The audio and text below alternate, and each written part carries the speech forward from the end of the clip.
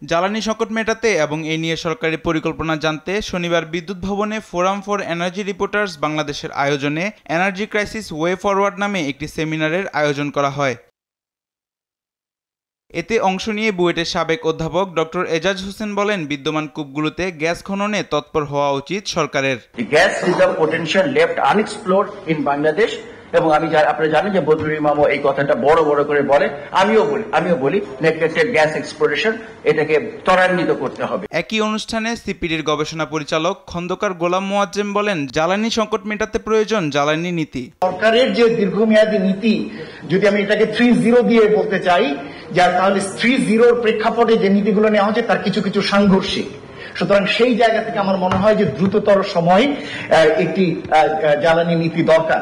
সেমিনারে প্রধান অতিথি হিসেবে উপস্থিত ছিলেন বিদ্যুৎ, জ্বালানি ও খনিজ সম্পদ উপদেষ্টা মোহাম্মদ ফাউজুল কবির খান। এ সময় সাংবাদিকদের এক প্রশ্নের জবাবে তিনি বলেন, বিদ্যুৎ খাতের মূল সমস্যা শুল্ক।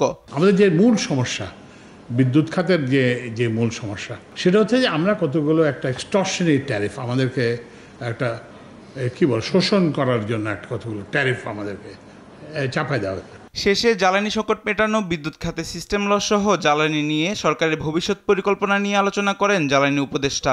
আলোচনা থেকে বুঝতে পারছেন যে এখানে একটা। মাহবুব তামিম, দেশ টিভি, ঢাকা।